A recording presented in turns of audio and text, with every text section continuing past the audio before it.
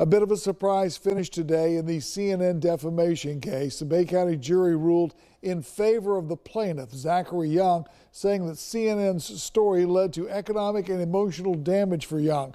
But as News 13's Courtney Fegley tells us, the attorneys from both sides negotiated a confidential settlement.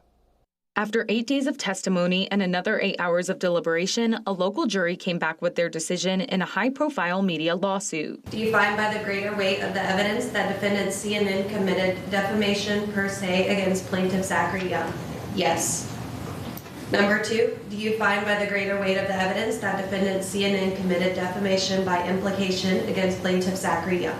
Yes. In 2021, the Biden administration pulled U.S. troops out of Afghanistan. The chaotic withdrawal left thousands of Afghan nationals at the mercy of the Taliban. Many scrambled to find a way to evacuate. CNN produced a story about the highly lucrative black market evacuation trade that developed. The story implicated security consultant Zachary Young and his company, Nemix Enterprises. In reality, the security consultant was working with corporate sponsors who funded the evacuations. During closing arguments Thursday, Young's attorney, Devin Friedman, said Afghans wouldn't be able to afford the service themselves and needed guidance following extraction from Afghanistan. These refugees needed someone who could navigate the complex legal issues that arose when Afghans arrived in new countries.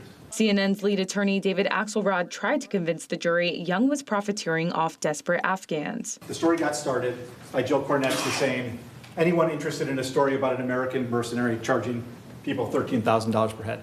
And how did she know about it? Because he was out there on LinkedIn, out in the open, advertising his services. Axelrod called the story truthful and argued Young put himself in the middle of it. Mr. Young, he didn't want to be reported on, no doubt about that. We see that in all those text messages. But he put himself in the middle of the story. He was out there. His advertisements to Afghans, as the court has already found, they were newsworthy. When jurors returned a verdict for Young, they awarded him $4 million for lost wages and $1 million for emotional distress. They were in the process of deciding punitive damages when both sides said they'd reached a settlement, presumably more than the $5 million figure the jury reached. In Panama City, Courtney Fegley, News 13, Panhandle Strong. During the trial, an accountant testified that Young lost $21 million in the 3 years since that story aired.